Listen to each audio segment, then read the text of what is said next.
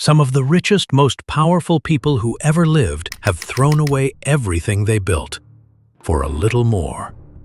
This is the story of the most dangerous word in money: enough. Rajat Gupta didn't need the money. He'd run McKinsey, the most prestigious consulting firm in the world, as its global managing partner. He sat on the boards of Goldman Sachs and Procter & Gamble. By the time federal investigators caught up with him, his own financial advisor testified his net worth was around $100 million. In September 2008, in the middle of the worst financial crisis in 80 years, Gupta sat in on a private Goldman Sachs board call. Warren Buffett was about to save the bank with a $5 billion emergency investment, information that hadn't been made public yet. Seconds after that call ended, Gupta picked up the phone and told a friend, hedge fund manager Rajaratnam. Within minutes, Rajaratnam had bought $43 million of Goldman stock.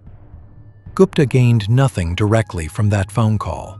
He did it, prosecutors argued, to stay close to a man who could make him even richer than he already was. It cost him almost everything.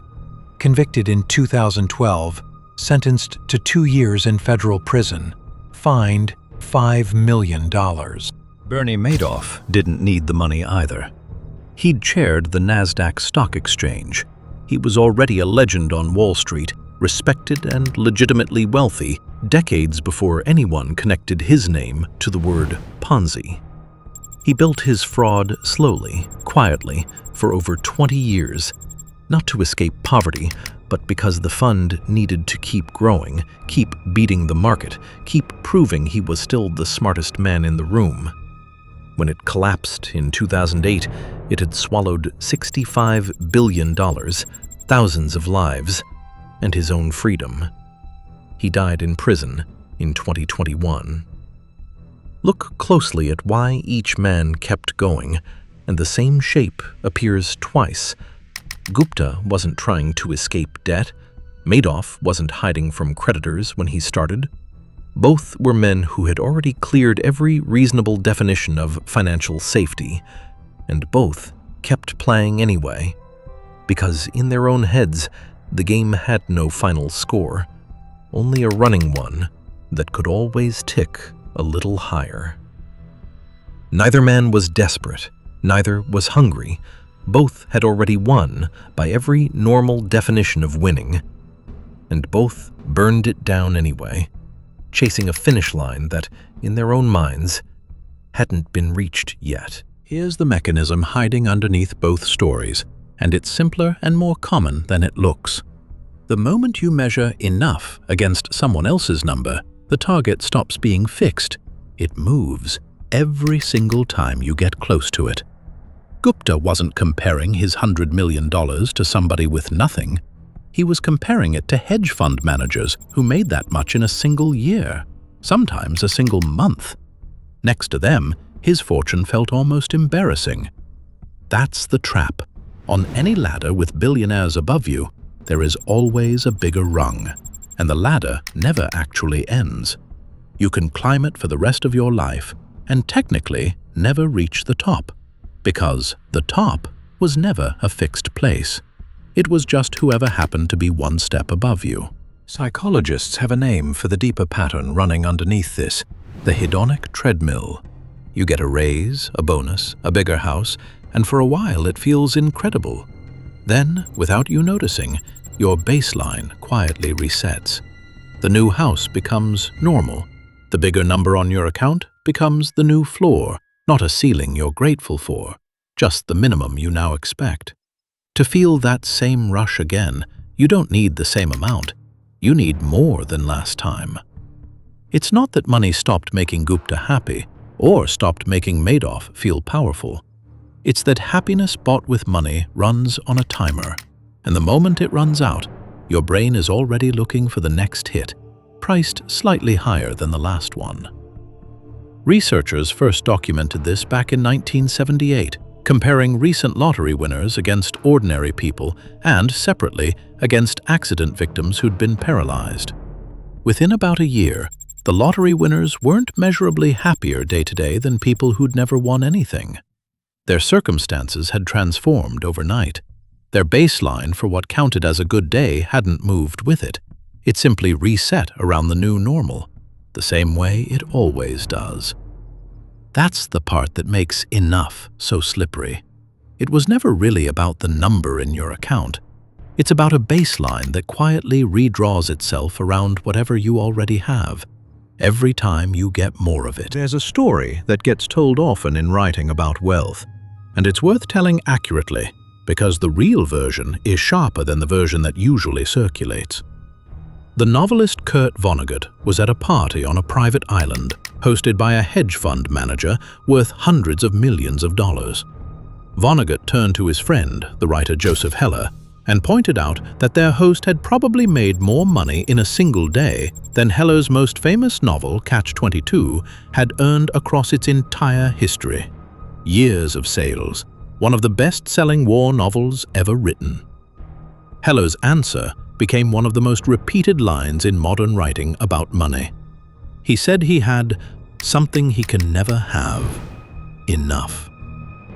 That line has outlived nearly everyone who was at that party.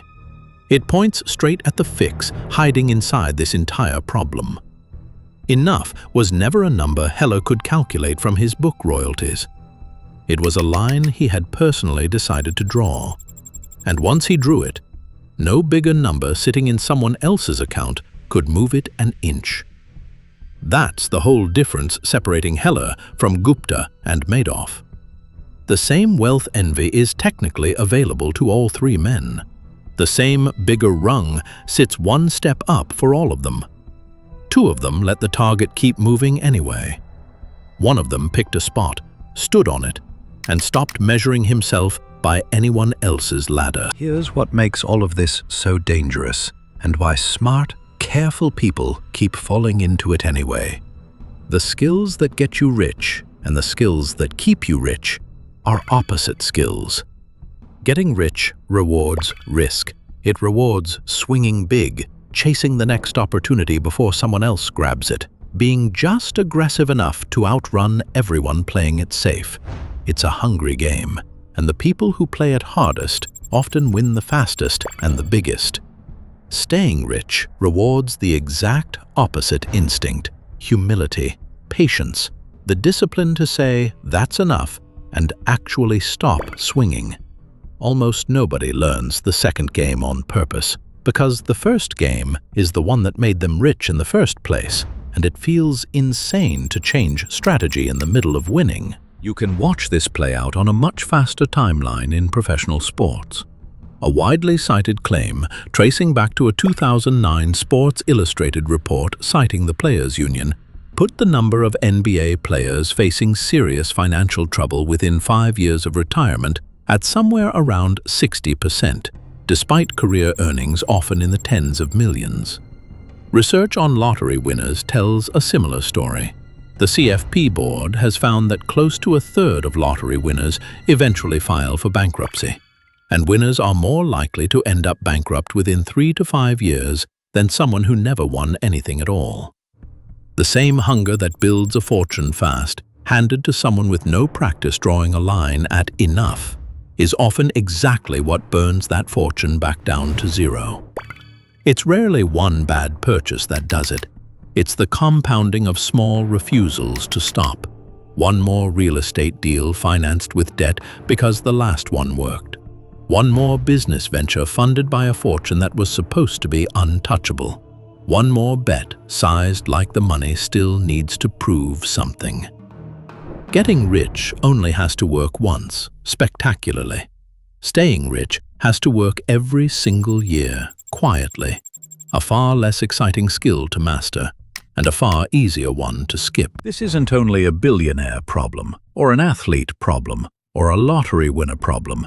It runs on a much smaller scale, quietly, in your own closet and driveway and kitchen.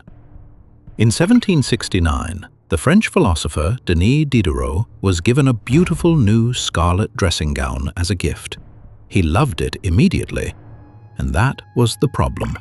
Wearing it around his study, he started noticing how shabby everything else around him suddenly looked by comparison. His old desk, his threadbare tapestry, his chairs. One by one, over the following months, he replaced them all, chasing a study that finally matched the one beautiful new object he'd been given, spending himself into a hole over what started as a robe. Diderot wrote about it himself afterward, and the line still lands today. He'd been, in his words, absolute master of his old dressing gown, but had become a slave to his new one. Modern researchers call the pattern the Diderot Effect. One upgrade rarely satisfies you on its own. It reveals every other thing you already own that suddenly looks not good enough sitting next to it. The new phone makes the old case look cheap. The nicer car makes the driveway look wrong. The renovated kitchen makes the rest of the house look tired. Nothing in that chain was ever really about needing more. It was the same moving goalpost from before, just wearing a home improvement disguise. Not everyone loses this game.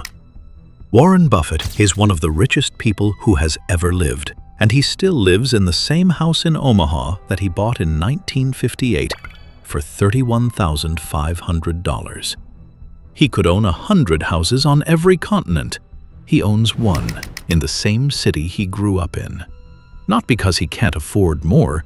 He could buy the entire block in an afternoon without noticing the dent in his balance. But because more space was never actually the point for him.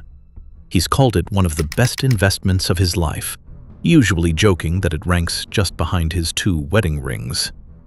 He decided decades ago what enough looked like for him. Then he let compounding do the rest of the work, without ever needing a bigger house to prove to anyone, including himself, that it was working. It shows in what he plans to do with everything past that line, too. Buffett has pledged to give away 99% of his fortune, most of it to the Gates Foundation and other charities, rather than pass down a mountain of money he never needed personally in the first place. The wealth kept compounding. His definition of enough never moved to chase it. Never enough. The moving goalpost that moves faster the closer you get. 2 opposite games, the one that builds a fortune and the one that protects it. The upgrade treadmill quietly running in your own closet. Every one of these stories points at the exact same fix. Enough was never a finish line you eventually reach by accumulating enough zeros. It's a line only you can draw. Draw yours before somebody else's bigger number draws it for you. If this helped, subscribe. More chapters on the psychology of money are coming.